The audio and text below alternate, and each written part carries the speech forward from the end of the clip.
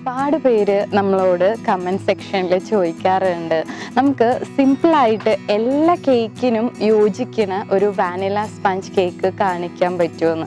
അപ്പോൾ ഞങ്ങൾ ഈ ഒരു ചാപ്റ്ററിൽ നിങ്ങൾക്ക് വേണ്ടി പ്രസൻറ്റ് ചെയ്യണത് കോമൺ ആയിട്ട് എല്ലാ ഐസിങ് കേക്ക്സിനും നമുക്ക് ബേസായിട്ട് വെക്കാൻ പറ്റുന്ന ഒരു അടിപൊളി വാനില സ്പഞ്ച് കേക്കാണ്. So welcome back to Cake and flakes.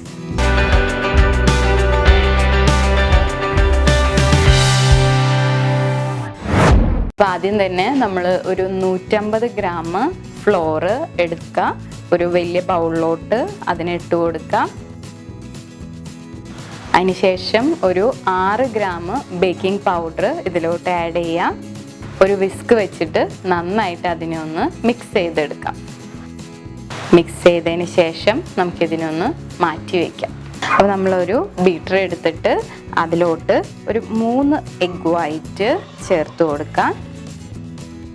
അതുപോലെ തന്നെ ഒരു 1/4 ടീസ്പൂൺ ക്രീം ഓഫ് ടാർട്ടാർ ഇതിലോട്ട് ആഡ് ചെയ്യുന്നുണ്ട്. അപ്പോൾ ക്രീം ഓഫ് ടാർട്ടാർ ഇല്ലാത്തൊരു സങ്കടപ്പെടുകയൊന്നും വേണ്ട. ഒരു 2-3 ഡ്രോപ്സ് നമ്മളുടെ ലെമൺ ജ്യൂസ് ആഡ് ചെയ്ത് കൊടുത്താലും മതി. നമ്മളുടെ എഗ് വൈറ്റിന് നല്ലൊരു ഷൈനിങ് കിട്ടാൻ വേണ്ടിയിട്ടാണ് ഞാനിതിവിടെ ആഡ് ചെയ്തേക്കണത്. ഓപ്ഷണലാണ്. അപ്പോൾ ഞാൻ ഈ എഗ് വൈറ്റിനെ നന്നായിട്ടൊന്ന് ഫ്ലഫി ആയിട്ട് അടിച്ചെടുക്കാൻ പോവാണ്.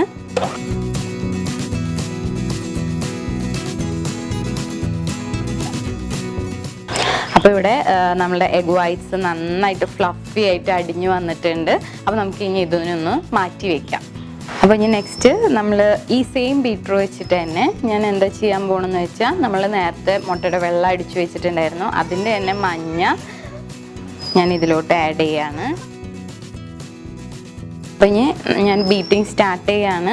ഈ സ്റ്റാർട്ട് ചെയ്യുന്നതിൻ്റെ ഇടയിൽ കൂടെ ഞാനൊരു 125 ഗ്രാംസ് നമ്മളുടെ ഗ്രാനുലേറ്റഡ് ഷുഗർ എടുത്ത് വെച്ചിട്ടുണ്ട്. ഇത് പതുക്കെ ഞാൻ ഇതിലോട്ട് ആഡ് ചെയ്തുകൊണ്ടിരിക്കും, നമ്മൾ അടിച്ചുകൊണ്ടിരിക്കുമ്പോൾ കേട്ടോ.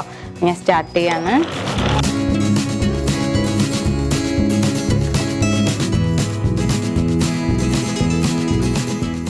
അപ്പോൾ നമ്മളുടെ മുട്ടയുടെ മഞ്ഞയും ഷുഗറും നന്നായിട്ട് ബീറ്റ് ചെയ്ത് വന്നിട്ടുണ്ട്. അപ്പോൾ നമ്മൾ ഇതിലോട്ട് ഒരു 2 ടീസ്പൂൺ വാനില എസൻസ്, അതുപോലെ ഒരു 55 ഗ്രാം അല്ലെങ്കിൽ ml മിൽക്ക് ആഡ് ചെയ്ത് കൊടുക്കാം.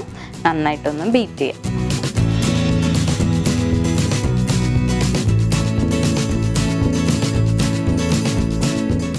അപ്പോൾ നമ്മളുടെ മുട്ടയുടെ മഞ്ഞയുടെ മിക്സ് നല്ല കറക്റ്റായിട്ട് അടിഞ്ഞു വന്നിട്ടുണ്ട്. ഞാൻ ഇതിലോട്ട് നമ്മൾ നേരത്തെ അരിച്ച് മാറ്റി വെച്ചിട്ടുണ്ടായിരുന്ന ഫ്ലോർ മിക്സ് ആഡ് ചെയ്ത് കൊടുക്കുകയാണ്. നന്നായിട്ട് നമുക്കൊന്ന് ബീറ്റ് ചെയ്യാം. അപ്പോൾ ഇത് നമുക്ക് നല്ല ക്രീം പരുവത്തിലായിട്ടുണ്ട്. നമുക്ക് ഇനി നമ്മളുടെ വെള്ളം അടിച്ചു വെച്ചതിലോട്ട് ഇതും കൂടി മിക്സ് ചെയ്ത് കൊടുക്കാം. അപ്പോൾ നമ്മൾ അടിച്ചു വെച്ചിരുന്ന വെള്ളയിലോട്ട് ഞാൻ ഈ ഒരു മിക്സിനെ ഇട്ട് കൊടുക്കുകയാണ്. അപ്പോൾ നമുക്കിതിനൊന്ന് നന്നായിട്ട് ഫോൾഡ് ചെയ്തെടുക്കാം. അപ്പോൾ നമ്മൾ മിക്സ് ചെയ്ത് കഴിഞ്ഞതിന് ശേഷം നമുക്ക് വരുന്ന കൺസിസ്റ്റൻസി ഇങ്ങനെയാണ്. ഓക്കെ, ഞാനിവിടെ ഒരു 6 ഇഞ്ചിൻ്റെ പാന് ഗ്രീസ് ചെയ്ത് വെച്ചിട്ടുണ്ട്. ബട്ടറും നമ്മളെ ഫ്ലോറും കൂടി ഇട്ടിട്ട് ഇനി ഇതിലോട്ട് ഞാൻ നമ്മളുടെ മിക്സ് ചേർത്ത് കൊടുക്കുകയാണ്.